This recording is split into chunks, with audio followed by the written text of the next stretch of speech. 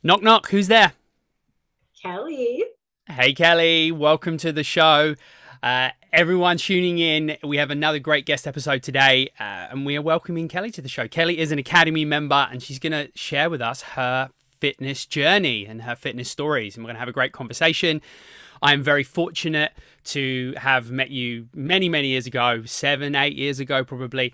And I've had you come and train with me, and we've built a great friendship, and I'm very grateful for that, and I'm very grateful for you coming on and sharing your story. So we're going to just dive straight into it because that's how I like to do it. And here's how I see fitness journeys: is they truly are a journey from start to finish. So I want to start with a little bit about your influences as a child and how exercise and nutrition played out kind of as a kid into a teenager and adolescent, and then kind of through life. And then we'll just go back and forward, and we'll talk about your journey a little bit, which I'm very privileged to know some of, but I don't know a huge amount about the rest. So I'd like to hear too, as well as everyone else. Yeah, yeah. Well, thanks for having me. This is super fun and exciting. And I'm, so happy for you guys doing your whole academy and your podcast. This is amazing. So, everybody is really fortunate to have your knowledge and stuff. So, yeah. So thanks. Well, I'm working hard at taking compliments and saying thank you for them, although it makes me squirm in my seat. So thank you. Good. I'm glad you can receive that and take it all in. Um, growing up, I guess I wasn't a sporty kid, much to my dad's dismay, I think. Um, I was in like dance lessons like all throughout my childhood up until the end of high school or whatever. And that, I it was something I loved doing. I wasn't like super competitive into it or anything, but I was into like dance lessons, I did swim lessons, all that kind of stuff, like, lots of kids do. Um, and I think nutrition wise, I mean, it's my dad's side of the family is Italian, right? So that's all about like, we have our big family gatherings. It's like eat more, eat more, eat more. But that I sort of think about as like a holiday kind of thing, or like big family gathering kind of thing. Um, and other than that, like things weren't. I don't know that my family growing up was super health conscious. I wouldn't say we were super unhealthy. I think it was just kind of like we just kind of rolled with it, I think, Yeah. so I would say I'm kind of like a picky eater. I'm not very like adventurous with food. um so I think probably when I really started getting into more, I guess, also combo of like working out, but also like food stuff, was probably more in like adolescence. And I think that was probably had to do with, well, two things really. One thing, I think when I got to grade maybe like 11 or 12, we had this classic aerobics and weight training at school. And that was really where I first kind of got into like lifting weights. And we did these like, every few months, like what do you call it? Like your max rep thing. And I was like, oh, this is like so cool. I feel so strong. And I was probably just like little, like wimpy kid, like that was really the first I got into kind of like weight training. And I just really liked it. I don't know. I just really liked it. And probably the same kind of community feel, right? Like we were like a class, it was all girls. And we were just like, doing all this like lifting heavy shit as girls and in high school, and that was cool, right? So that was probably sort of where I got into like going to the gym and stuff. And I think from there on, I've just always gone to the gym since then, and done stuff. And I think, nutrition wise, probably at the same time that sort of kind of, I started to notice things like that. And I think probably that was more so as like a teenage girl, getting all the stuff we get from society and media and that kind of stuff. So I think like probably most, I was gonna say every, but I don't want to do that. Like I think for like most teenage girls, I like thought about what I was eating and, didn't want to eat too much of this or too much of that. And I think that's a pretty somewhat typical thing, I think, for teenage girls.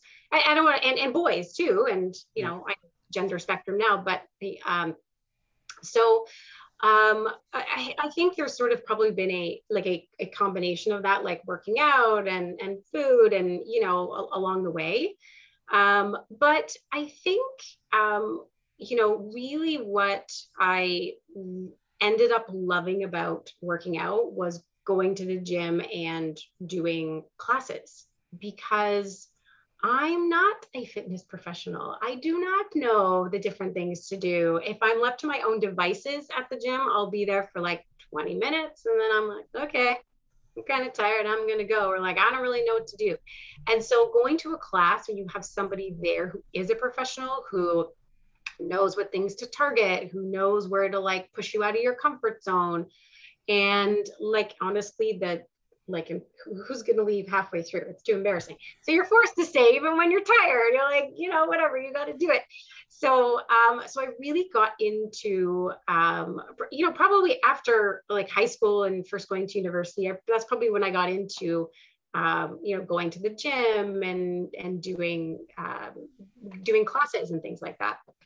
So, I don't know. Do you want me to just keep rolling, or do you want to project? Or for sure. I mean, I got a few things that stand out that we can talk about before we get too far into the journey. So, because I'm starting to connect some dots where we kind of first met. However, yeah, so you spoke about dance lessons and swimming and doing other things like that as a kid.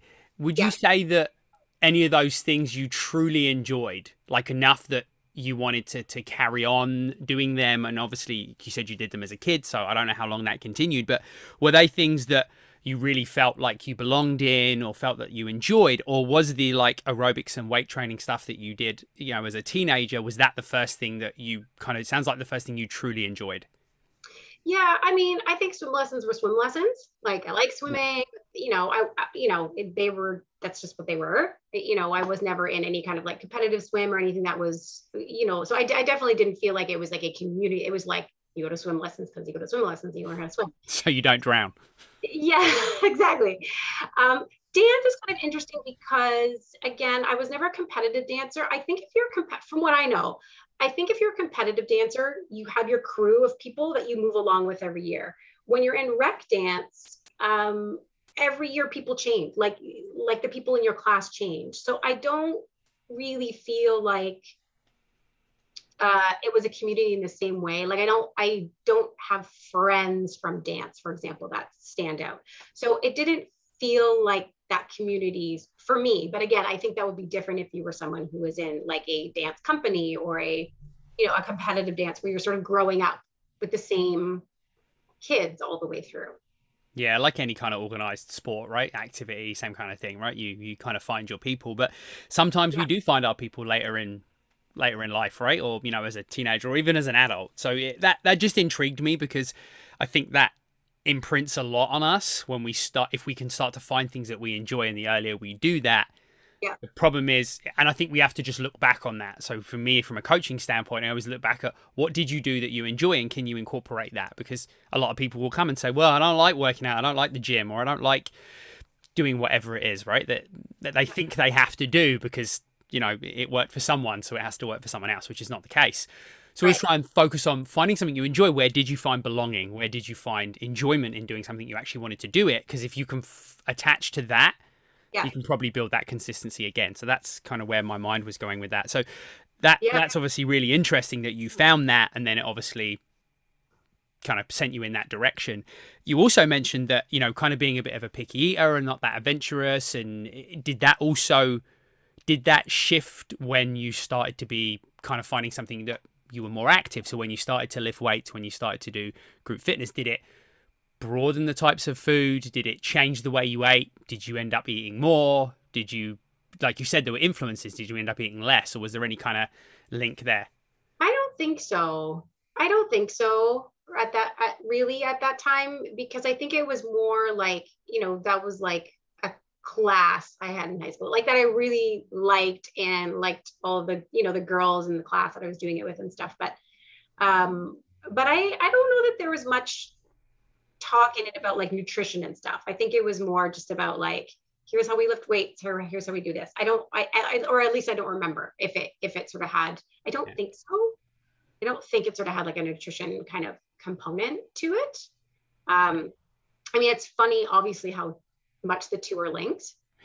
But I don't even know that I sort of linked those two things really, like, until much later. Just the same as like mental health is so linked to it. And I probably, until I got in the field, didn't really link all of those things, kind of like mind, body, nutrition, like all of those kinds of things, which now saying that, I'm like, yeah, obviously. But like, I don't know. I don't know that those things back then, in the 90s when I was in high school, were all that kind of talked about together as a solid unit.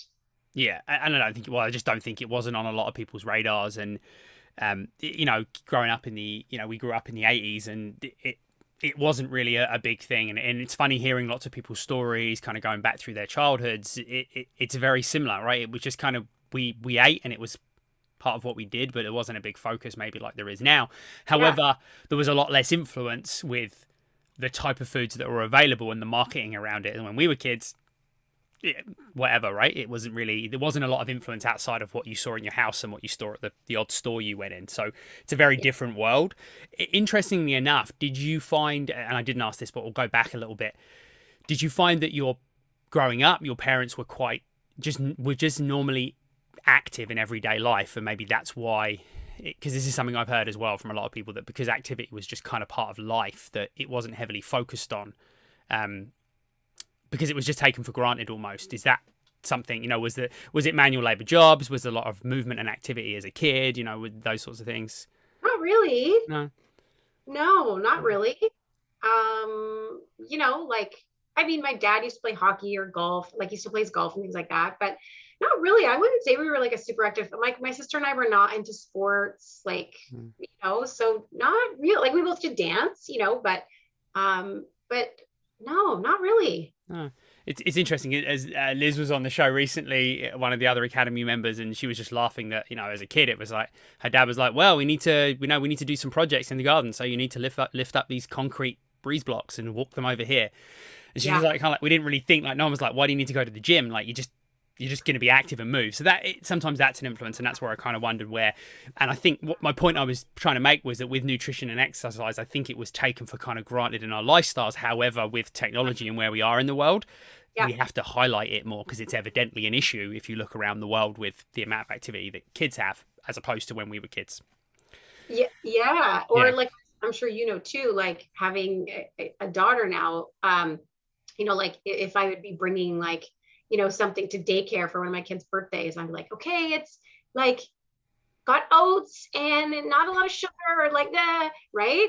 Whereas like when we were kids, your birthday party was like at McDonald's with like sugary stuff, like it's so so, but now you feel like you have to be like, okay, you gotta have all the organic. Well, and I think that's kind of being kind of globally conscious, right? Because all that food that you're filling someone else's kid with, and that kid might not have the privilege of being as active as our kids are, right? So you kind of think that, I don't really want to, maybe some of the other children don't have that luxury. Maybe I can help. So I think it kind of comes from there as a parent. It does from my point of view anyway. So super interesting how that influences us. Anyway, back on track, because I just got sidetracked with that. So obviously, you kind of got to that, doing classes and, finding that environment. Now, what would you say, obviously we met a while ago, but there's a few years in between there, when you kind of got out of university, high school, university, did you continue in like a traditional gym environment? Was that something you went straight into? Yeah. I think I always sort of, once I started like becoming a member of a gym and then realized there was like classes, I was like, oh, okay. This, again, for all the reasons I said, I was like, well, this is really cool because I can go, I'm like locked in for an hour and doing like, somebody's telling me what to do. I'm like, great. Like, I don't have to think about it.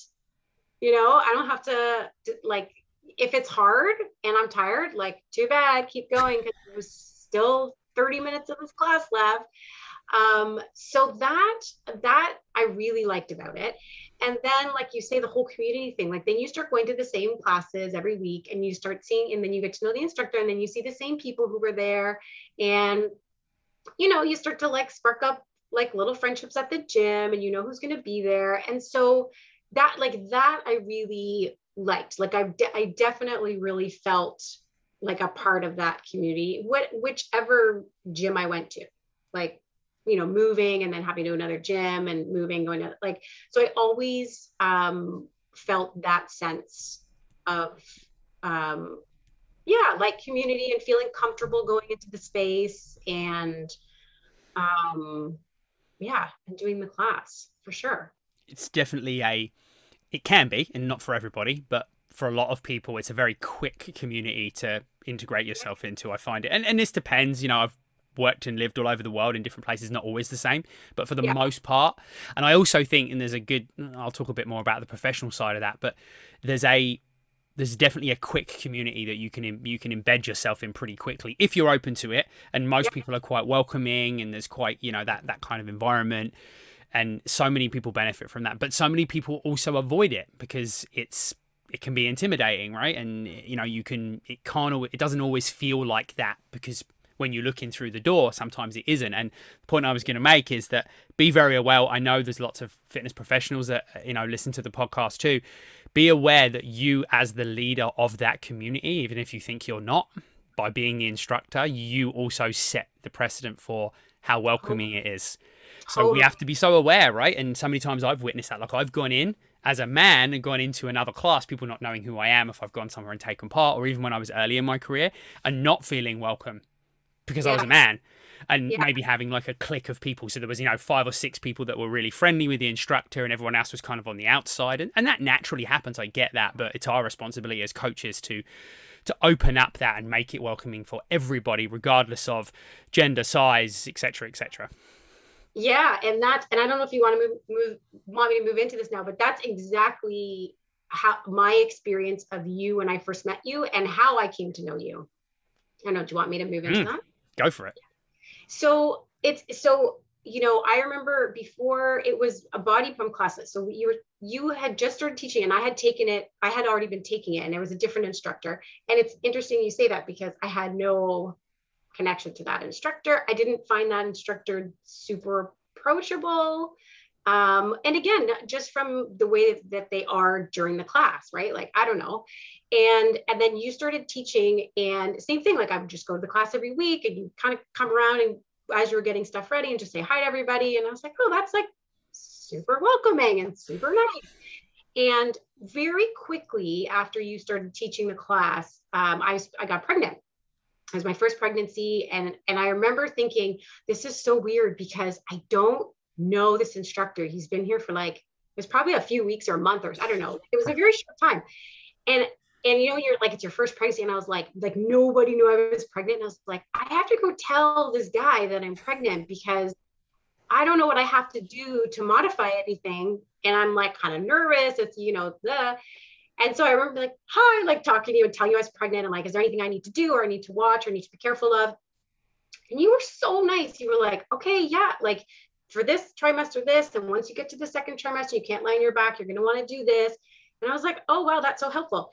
And then the other thing that I found so like lovely about you was that every week you would come over and you would just ask me how I was feeling. And then you'd say, oh, I looked this thing up for you, just so you know, like when we get to this part in the workout, you're going to want to modify that. And I was like, that's so nice. Like, that's so going above and beyond what a group instructor would have to do. Right. And I was like, wow, that's really nice. And then, you know, I also remember at the end of every class, you'd say, oh, if anybody has any questions about the class or about anything else, or like, you know, fitness or the class or something you're wondering about, like, feel free to ask me. And so I'd be like, I'm kind of having this like pain from my pregnancy. And you're like, oh, that's your sciatic. You should get a foam roller. And this is what and I was like, wow, that's thanks. Like, you know, all these like little things. And so then like, if I can I veer off for a second how I met Nikki? Yeah. So almost same story. So start going to Nikki's like boxing class, right? And by that time, I was like a little bit more pregnant, but I've been going to that class. I just had switched time frames to go to her class, but I've been going to that class for like years and years. So she came over and she was like, oh, I just know you're pregnant. I just want to make sure you feel comfortable and what you need to modify. And I was like, oh yeah, I've been doing the class for a while, but thanks. Same thing. Like every week she'd be like, oh, I just want to let you know, I looked this up for you. And when we get to this part of the workout, you're going to want to modify it. So I'm going to show it to you now before class, but during the workout, I'll like remember and I'll show you. I was like, that is so good. I was like, wow. And at the time I didn't know that you guys were married. I was just like, these two instructors are so nice. And then at some point we had all taken the class together. And then I realized you guys, because you guys were talking, I was like, oh, of course, they're both so nice and lovely and the same. That's so great. And I think just from that, that's really how we started, becoming like friends outside of the gym.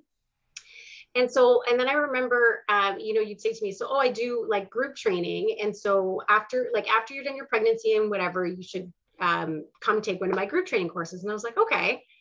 And so I did and loved it. And again, like met so many people. I've met so many friends from the different group trainings over the years that like we hang out outside of the gym now. Like we're actually friends outside of the gym, which is great. And so let me back up for a second. What one of the things I should say actually is that, so I always sort of worked out for, like it's a thing to do. You got to stay healthy. You got to like, you want to sort of like look a certain way, but I would never be like, I love working out. I wasn't one of those kind of people, which I'm now that kind of people, but how I realized that was after giving birth, because I had a C-section, I had to be off for 6 weeks. You have to be off for 6 weeks. And during that time was really the first time I noticed like, oh my gosh, I really need to work out, but also for like mental wellness and mental health. And again, like I said, I always knew those things were connected, especially being in the profession, but I didn't really like feel it or recognize it. And I think that's part of that too is, and you talk about this a lot too during your classes, is like where you're at mentally, like so much of how much you're going to progress, or when you think you're so tired and you have to stop, so much of that is like where you're at mentally about it. If you're thinking like, oh, I can't do it, or I'm not strong enough for this, or oh, I'm not good enough at that, like you're really going to inhibit your progress, but also just how you feel about working out and how you feel about exercising. And so I really noticed in that time after giving birth, after both of my children, when I had to be off because I had 2 C-sections, really just being like, oh my gosh, this is so hard to not be able to work out and not be able to like move and, do all of those things. So that's like a very specific moment that stands out for me that I really think a lot about now, just sort of noticing that. And sorry to interrupt, would you say you took it for granted? Because, starting in high school, lifting weights, like you said, you've kind of been just active. I don't think kids, we worry about things like that, but you get through adolescence years, right? You're conscious of, like you said, body shape, and, you're conscious of your health. And I think we take for granted so much, and it's only when we don't have it. And I talk to this all the time too, right? I say to people, maybe you just work out because you can sometimes. Yeah. Because one day you won't be able to. 100%. I took it for granted. And now I'm like, wow, like to be able to do that is, it's great. And so, I remember, doing one of your training camps, and then I left for the summer because I was teaching in the States. So I left for the summer, and then I came back and did a second one. And after the second one, I cannot tell you how many people, like not in a gross, creepy way, but commented on how different I looked. And like, they were like, whoa, when did you get those muscly arms? And I was like, what? And I found just after, even though I'd worked out since high school, and by this point I was like in my late 30s, after having my first baby, and multiple people were like, you have never looked, how do you look better after having a baby than you did before? And I was like, it's Gareth. That's how I because I think, you can work out, you can go to classes, you can do all the things, but when you have a specific person coaching you who knows how to, like, I always laugh about this with you, when you would like anything I do upper body and rowing, whatever, and you would just walk by and like squeeze the ins, and I was like, oh yeah, I got to engage that. Like all the things that you don't know to do, because again, I'm not a fitness professional. How would I know that? I don't know. And so when you have somebody there guiding you and saying like, okay, we're going to do this, or these muscles in your body work best together, so we're going to work on this, this, and this today. Within 2 6-week training sessions, like my entire body changed. At like, my late 30s. Like that's crazy to me how that could happen in a short period of time. Yeah. Well, it does sometimes for lots of, and sometimes it doesn't. However, it's a combination of the base of fitness and the ability. Plus, here's something where I like to differentiate, and anyone that's listening that's an Academy member or sees us posting will understand that we're very specific in how we market what we do. And we market them as training sessions because, in my opinion, they are training sessions. They're not workouts. Because, and there's a place for both. Don't get me wrong. I taught group fitness for a long time. That's a workout. Like you come, you do a class, I teach you from the stage, you get a little bit of influence. However, it's very, very macro, right? Yeah. And that's the difference. You can work out and you can continually work out like you did and be consistent and have a base of fitness, but not realize the potential of whatever it is. You want to get stronger, you want to get leaner, you want to get whatever it is there's a potential to go that much further with something that's a little bit more specific, a little bit more periodized to you and your goals, and doing that stuff consistently and understanding how to activate muscles, not just completing movement. And some people might think that's the same thing. However, they're very different. So yeah, it can make a massive difference, right? And that once you've got that base, that little shift can make the difference in a very short period of time. Totally. And I think that also when you have somebody that knows you so well, like, as then like a couple years later when I had my second pregnancy, and, then I told you early, but we were best friends by then. It didn't matter. I could tell you early, but I remember saying to you like, okay, so now I'm in these training sessions with you and I'm pregnant. Like, what do I do? My doctor said I can still do it. Is it fine? And you were like, yeah. And I remember thinking, if this was somebody I didn't know, I would be really nervous to continue to work out with kettlebells and like all of these things being pregnant if they didn't, because you knew me for so long and you knew like sort of, I don't want to say like what I was capable of, but you know what I mean? Like you knew where you could push me and it would be appropriate. And you knew where to say like, okay, pull back on this. So I felt very comfortable doing, team training, as you remember, all the way to the very end. Remember how everybody would laugh when I was like this giant belly with my like squatting my 70-pound kettlebell, and you're like, you look hilarious, because everybody and I was like, I know, but I could do it all the way, right? Like I think we finished the last one like the week before I gave birth or something. And I felt, super confident doing it, but because I had you as my trainer and you knew me and I knew you. And I felt comfortable because I'm also someone who, especially in my younger years, do not feel as comfortable like going to somebody and like asking them things or say, whatever. Whereas with you, I could feel comfortable to say, okay, so today I'm feeling this way, or this kind of hurts today, or I'm not sure about this. Like, where do I need to modify, or can I keep pushing myself in a safe way? Or, and again, I could trust your answers, that you weren't like looking at me like everybody, or like looking at everyone as like the same, like, oh, I'm just going to tell everybody the same answer to this question. I was like, just push yourself as hard as you can go. Like, I knew that you knew me and were taking me into account, but my pregnancy into account. And so I felt really safe and really like comfortable to be able to do that, which again, like that's a very specific thing to be able to get in a training session that you wouldn't just get anywhere else. Yeah, for sure. Or doing an online workout. Like that's just so different, you know? Yeah, and I think there's such an important message there for anyone listening, regardless of what side of the, I don't know, what side of the dumbbell you're on, whether you're the consumer or the professional. But there's a, maybe I've just coined a new phrase there. I might use that in the future too.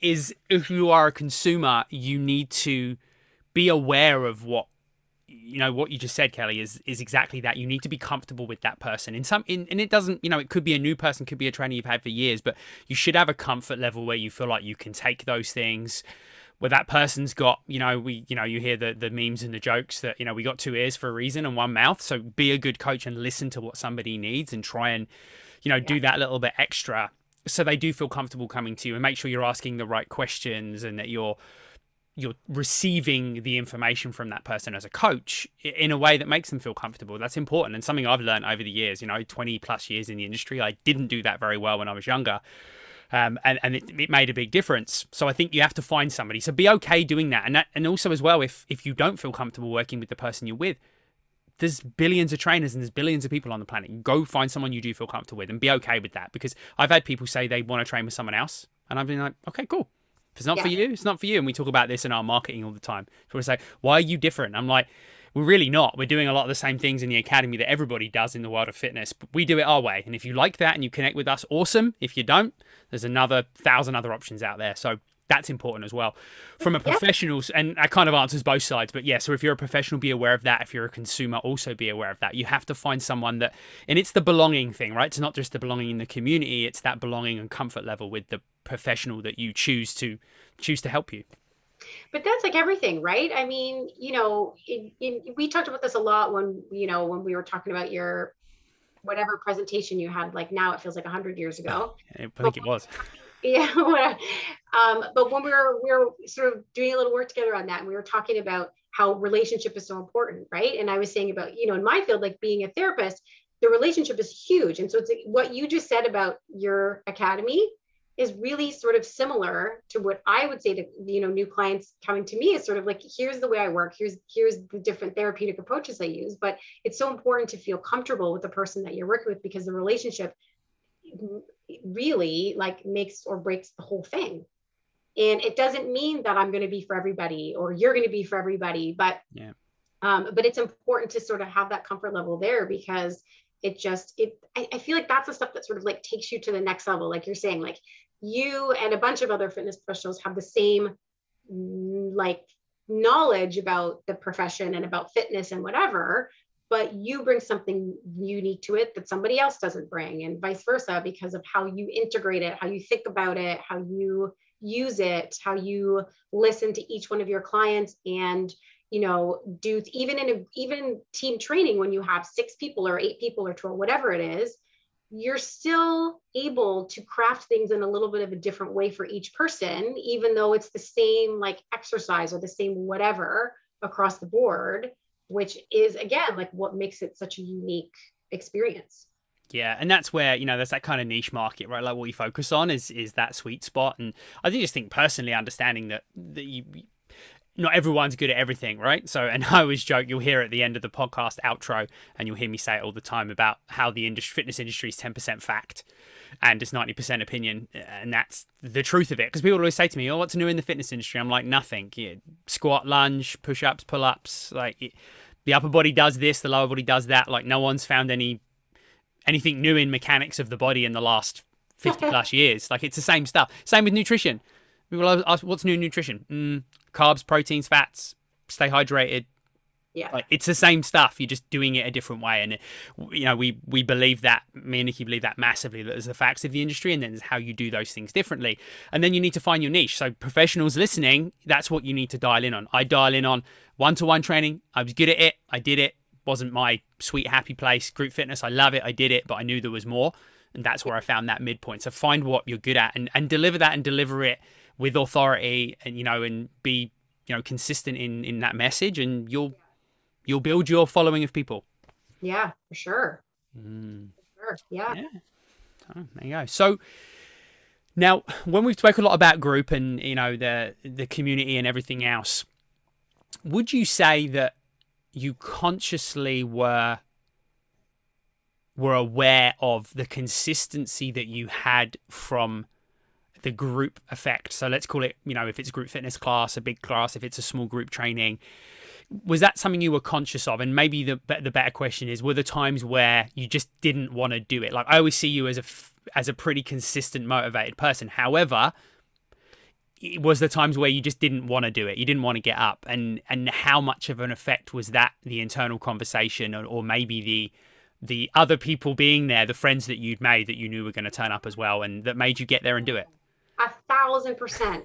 Totally. There's so many times you don't want to go. You're like tired in the morning, whatever, but you're like, oh, like this is where I see all my friends, or like, oh, so-and-so's like gonna, be there, or like, oh, we're gonna skip out for coffee after, so for sure. And those are the people like that I meet up with there and we'd have coffee after. Those are all people I met through the gym, through team training. They're not like my outside friends that I had before that we go to the gym together. It's like, these are all brand new people that I've met through the gym. So that is a huge, huge draw for me. That gets me there. But it's the same, like, I feel like it's an offshoot of you can't leave halfway through the class because you're embarrassed. It's the same thing. You're like, oh, people are going, or you say, like, that's why there's sometimes where I say, like, if I know it's a day that I'm like, I'm kind of be tired, I'll say like, okay, Gareth, I'm coming to your class tomorrow. Right. So that you tell them and you're like, oh, I got to do it now. No, I got to do it, or like even the other morning, Monday morning, I showed up and I was like, wanted to sleep in, Gareth. I'm really tired. But, you're like, I signed up, right? That's what you got to do. You sign up for it. And then you're like, well, I'm committed. I signed up. It's time to go. I got to get up and I got to go. But that's, again, like now that, in the times of COVID, now that we're online, it's still the same thing, which it could be so much easier to just like sleep in. And if I'm going to get up and do a workout that's like an online, like taped, non-live workout, I mean, it's so much easier to be like, I'm just going to sleep in. But if I wake up and I'm tired and I'm like, I've already signed up for my Nock Academy workout, it starts at this time, like, you better believe I'm going to get up and do it. And I logged on Sunday night to see who was booked, just to make sure. I'm like, hold on, let me just look here. Oh yeah, I better be there. It's so true. And I actually made an Instagram reel about it a few weeks ago and got some interesting comments back, which is great because that's the idea of it. I'm trying to arouse people's interest in things by saying things that are controversial. And my post was basically around, go on YouTube, type in workout, see how many free workouts there are. There are millions of workouts on YouTube that anybody can do. Yeah. And guess what? The majority of people still aren't doing it. And there's a reason for that, right? And you just explained exactly that reason. But I think too, even when, even in the days, whether it's now or the days we still could go to the gym before COVID, it's still the same. Like if for me personally, if I'm like, okay, I have time to work out today and I'm not going to do a class or I have nothing set, like, yeah, maybe I'll go at 3 or 5, whatever time you have in your schedule. But yeah, okay. Then I either might go or get into something else and not go. But if you're like, oh, this class is at 10:30. Every Wednesday morning at 10:30, like, okay. And then it fits into your schedule. And then you start building stuff around it. Like you no longer just build the gym around other things. Like it's, for me, like it's set in your schedule. That's the thing you're doing. And so having that kind of like a schedule personally for me, like really works. Yeah. For the most part, it needs to be as important as everything else you schedule in. And yes, there's flexibility in everyone's training, and that's essential for many things because, physically, sometimes you need to listen to your body, you need to take a rest, or you need to switch the style of training, 100%. However, whenever I'm coaching and talking about scheduling and being consistent, I always refer to it as, if you have a business meeting, you schedule it in and you keep it. Yeah. You have an appointment at the chiropractor or you have an appointment at the dentist, like you schedule that in your schedule and then you build your day around it. Your workouts should be the same. And you'll know because you see the push notifications that I send out in the app on Sunday nights that say, don't forget to book your sessions. Make sure you're accountable. Book out the whole week now because I look and see, there's only like 3 people booked in a session. And I'm like, our members need to get their finger out and start booking. So I message everyone. I'm like, go and do it now. It comes up on your phone and you know to go and do it. So that's part of why we built the platform we built, because we can hold people accountable with that style of communication. And it might be aggressive sometimes. I'm like, do it, book it now. But that's who I am. So. Right. And I think, again, right, when you, but the difference of that, like you're joking and you're saying that might be aggressive, but the difference is the relationship. Yeah. I would never, if I didn't know an instructor and I joined something and they're doing that to me, I might be like, what? I know you. And I would never, I'd be like, oh, okay, I gotta do it. That would never come across as aggressive to me because I know you and we have that kind of relationship, as you do with all the members of the Nock Academy. So, and that's what we're looking for. It's like, we used to joke with you that we'd be like complaining during our trainings, like, this is so hard. And then we would be like, if we're not swearing and complaining, you're not doing your job. Like, that's what you want us to be doing, because otherwise it's too easy. And we're not here for it to be easy. We're here for you to kick our ass. And anyone listening, all of you, Academy, anyone listening anyway, whoever you are, know that you develop a very, very good filter with 20 years of coaching experience. I'm just like, what did you complain? Oh, I'm not even interested what you complained about. I wasn't even listening. It was like, I'm picking up the useful bits of information and the rest is just going out the other ear. I'm like, yeah, 5 more. Keep going. But that's exactly what I'm talking about when I say, like, about whether I'm pregnant or not, or just the fact when you know me, if you know me, that if I'm going to complain about something, I'm like, this is so heavy. You're like, that's nice. Keep going. You're not like, oh, really? Oh, drop your weight. You're like, no, just okay. Because you know me enough to know that am I like, ow, this hurts, or versus like, I'm just complaining because it's heavy, which that's the whole point of the training session. Yeah. I also think as well, just based on and I'm going to change direction a little bit, there's a very empowering message for anyone listening. And we're going to use pregnancy. There are other things that, condition, not the pregnancy is a condition. There's other medical conditions where obviously you need to be aware, just like you do if you're pregnant, although obviously pregnancy is not a medical condition, although years ago maybe it was considered a bit more like that. But that's a really important message, that you can strength train. You can train straight through. Like, you trained all the way through pregnancies. Nikki did the same. She was in yoga class and then went to Canadian Tire and was in labor like 2 hours later. Yeah. So she literally went in, she did her class, she's out shopping. Not to say that all she did was do classes and shop while she was pregnant. Although there's nothing wrong with that. No judgment here. Oh, you got to enjoy it while you're waddling around that massive baby in there. But yeah, you're just doing those things. You're exercising, your strength training, and that's a really empowering message, because it wasn't that long ago where it was like bed rest.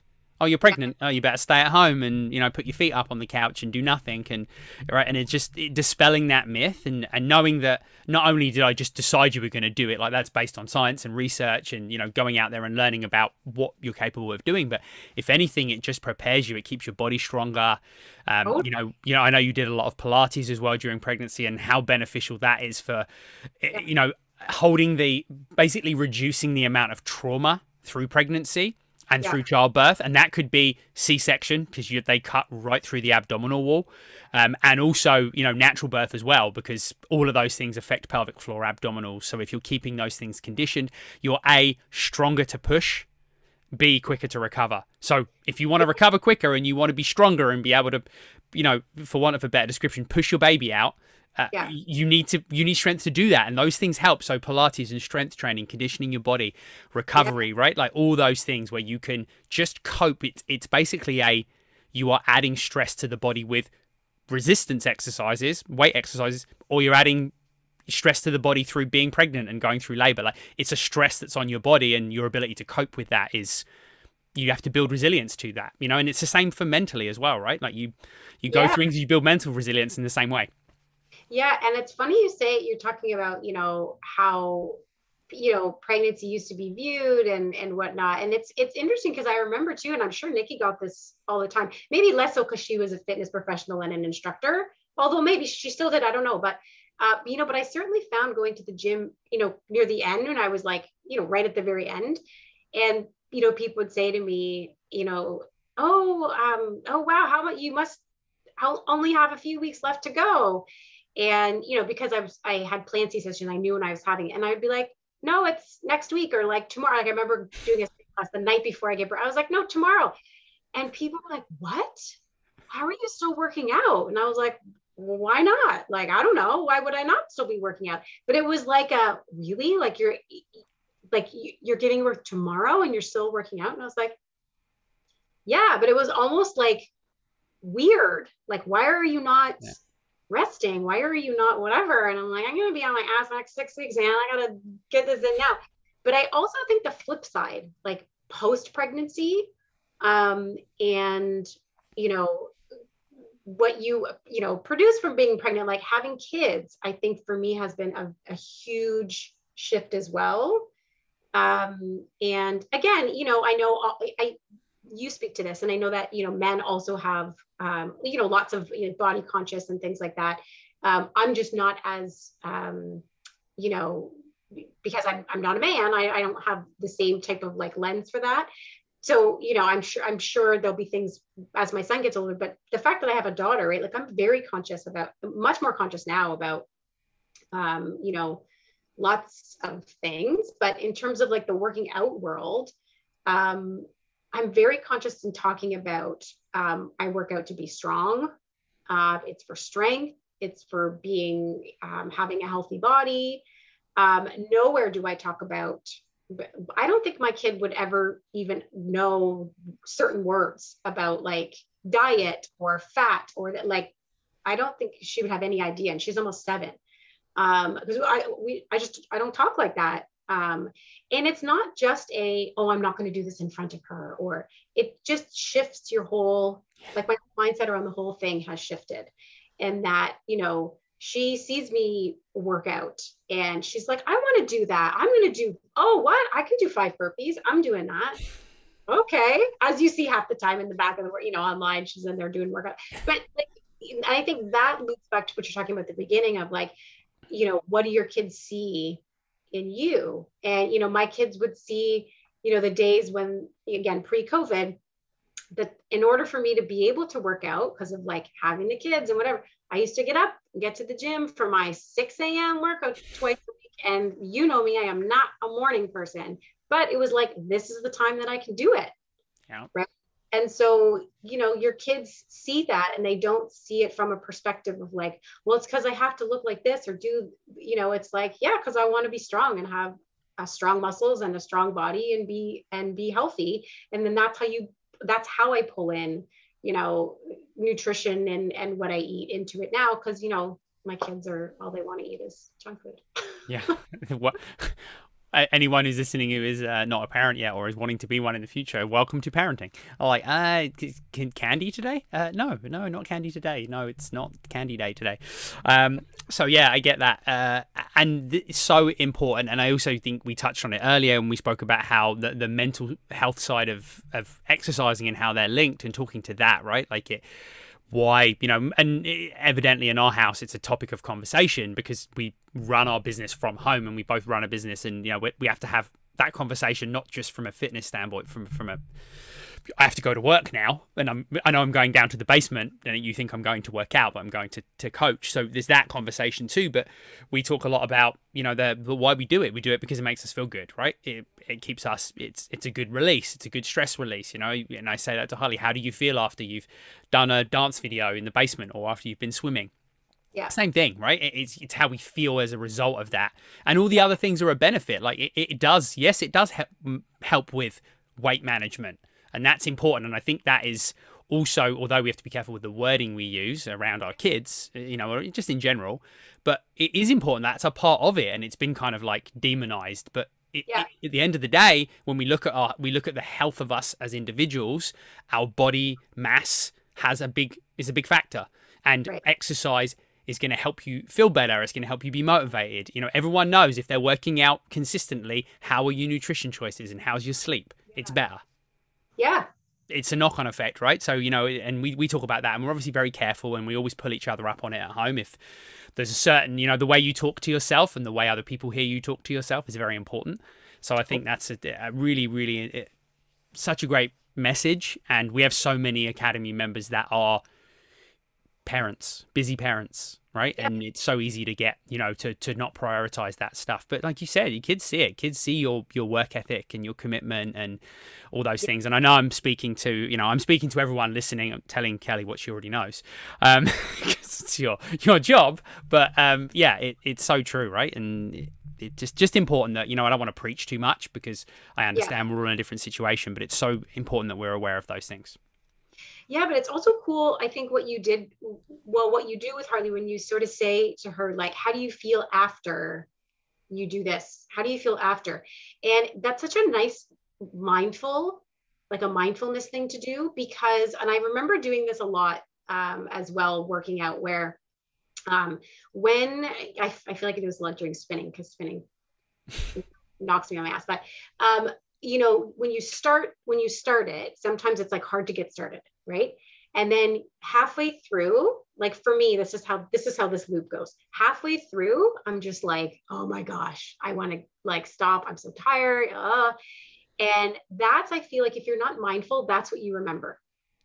So that prevents you from coming back the next time. So I really try at the end of whether it's a training session or workout, whatever it is, to just have like the mindful moment of how do I feel right now? And that's exactly what you're talking about helping Harley do, because when you, at the end of it, when you can really take in like consciously, oh my gosh, I feel so good, or I feel this way, I feel like I have more energy, even though I'm like super tired. But when you have that mindful moment, then you almost have the space to say like, okay, so this is like after workout Kelly, I need to talk to before workout Kelly next time, if before workout Kelly does not want to. And it's interesting, because I never really thought about that until I'm making the connection now as I'm talking to you, because I do that a lot with my, like, when I see kids who are anxious, and adults too, but with my clients who are anxious, I'll sort of, because with anxiety, it's hard to get started to do something. That's the mental block. It's like you're envisioning that what you're going to do is going to be harder and scarier than it maybe will really be, and you underestimate your capacity to manage it. So when I work with kids, or we get to the point of they do things, I try to get them to do that after check-in and that self-talk after. So the after version of themselves, after school version of themselves, that says school was a 10 out of 10 today, can talk to before school self tomorrow morning, who's like, school is going to be a 1 out of 10. I don't want to go. It's going to be horrible. Right. And sometimes they even have them like videotape themselves after to say like, I had a great day and it was a 10, da, da, da, da, da. And so, that's sort of going extreme in this context. But I think just even having that sort of like mindful moment at the end to sort of be in your body and recognize how you're feeling and mentally how you are after your workout can be really helpful for that next time when you feel it's that morning you wake up and you're like, oh, I'm so tired, I don't feel like, and you think like, how am I going to feel at the end of that? Like, I can put myself in that space right now, and that's going to make me like actually roll out of bed and get going. It's so funny how you don't always realize that what you're doing when you're, and this is again a professional kind of statement, but for everybody, because I think it ties in, is you don't always notice what you're doing. But over the years of coaching many other coaches, and we use a kind of terminology like a success anchor. Yeah. So at the end of the session, I talk about that, and anyone that's been coached by me that's listening will be like, "Oh yeah, I've heard that before." Is I'll say to people, think about a point in your workout today where you felt successful. Did you go an extra gear on the spin bike? Did you lift a dumbbell heavier than you did last time? Like, use that and remember that, because if you remember when you were successful, that's going to help you come back next time. And if you come back next time, that's the start of consistency. And I don't care what fitness program you're doing. I don't care what nutrition plan you're on. I don't care who you train with. If you're consistent, you'll get results. Obviously, safety plays a part in that and effectiveness. But really, like I said, do something you enjoy to do it consistently. You're going to get results in some capacity. But you need to be able to, like you said, use that. So those success anchors are very similar to what you're talking about with anxiety. And I feel like you were in my head just then talking to me, although you were talking to everybody listening. That will be no surprise to you. But yeah, it's so true, right? Like us getting going with that thing and being brave enough. And I think, to totally flip this into a sales pitch, pitch is when you're if you're listening to this podcast right now and you're like, oh, you know, what is it you do differently? Or I feel scared. I'm going to go into an online platform and I'm not going to know anyone and it's going to be scary. Yeah, you know what? Just think about how good you're going to feel when you've come in and you've done a couple of workouts. You see how great the community is. Yeah. That's what's important, right? Every time you've done something where you felt great, you know, whether it be a workout or whatever. So important. I love that. Great message. Yeah. Yeah. So I want to give you an opportunity to share anything else that you want to share before we wrap up the show. And then there is one question that I ask everybody at the end of the show, and it's not scary at all. So don't worry, I'm not going to put you on. It's not going to be like, what's the meaning of life? Because we don't have another 2 hours to record. Because I have a session to deliver. But yeah, I mean, so I'll to attend. Right. So I'll give you the question. The question is, do you have a favorite either specific exercise, I can't even say that word, specific exercise, or a specific type of workout that you like to do personally? Oh, ooh, okay. I like a good deadlift. Yeah. I have to say, I will tell you what I miss about being at home and not having enough weight is not having those, you know, gigantic 70 and 82 pound kettlebells to do that deadlift with. Because, man, you feel pretty badass doing that at the gym when you're a not so woman who's a little bit whippy looking. So I let me think. A deadlift I like. I do, you know what? I find it hard to think about like one favorite thing because I am someone, this is also why I like having like the academy and stuff. I need to switch it up. Yeah. I cannot do, like some people like, I spin 5 times a week. I'm like, that's amazing. I can't do it more than once. Like I need to do, or like I do yoga 5 times. I'm like, that's amazing. I can't do it more than once. Like I need to switch it up. So, you know, that's something I'm like, I love probably, okay. So then I would probably have to say, which is not a type of workout. So I'm not answering your question, but is like like a team training or like Metcon, because you get bits of everything and it's different every time. Yep. Like, that's what I need. I need a workout that's different every time and different within the workout. Like not, let's do one thing and do the same rep for 45 minutes or the same 2 exercises for 45 minutes. Like, I'm just like, yeah, I'm too bored. I need to like switch it up. So that's probably what I would say. Cause I feel like you get a bit of cardio and you get weight training and you get core work and like, you kind of get all of it. Yeah, and that's probably why it's the most popular session for the most part, because it does get everything in. And the skill in programming too, like, you know, just blow my own trumpet a little bit, but the skill in programming, because really it's squats, lunges, pushing and pulling. Like, it's the same thing. Like I said, it's 10% of the facts of the world and how the body works. It's just then how do you build that into something that's engaging, that's enjoyable for people because they want to come back and do it again, right? So it's so important. And you did answer it. It's a type of workout. It's fine. That's an answer. And deadlift wins a lot, by the way. A lot of people say deadlift. So. I love a deadlift, but you know what? I hate a squat. Yeah. I hate squatting. Deadlifts. I love deadlifts. And and my other favorite upper body one is only because I can only do 3 or 2 is a pull-up. Because again, how badass as a woman do you look if you can do a pull-up? Anyone that can do a pull-up, quite frankly. I mean, good times. Yep. I love it. Good answer. Do you have anything else you would like to share before we wrap up the show? I don't think so. I feel like I've talked for so long. You did a great job. You shared an amazing story. We are so happy to have you as part of the academy, and also proud of your achievements, because that's why you're here, to talk about what you achieved through your journey of fitness and, you know, how you ended up here with us at the Nock Academy. So we appreciate you. Thank you for coming on, sharing your story. I know everyone's going to get a lot out of this episode. And yeah, everyone listening, thank you for being here. Thank you for tuning in. I hope you got a lot from this episode. And if you did, please share it with someone that you love and care about, someone else that's going to get something from the episode, from the conversation. Everything you do to share the show goes a massive way to helping us get the message out to more people and continue to help more people within the academy. So thank you so much. That's it for today.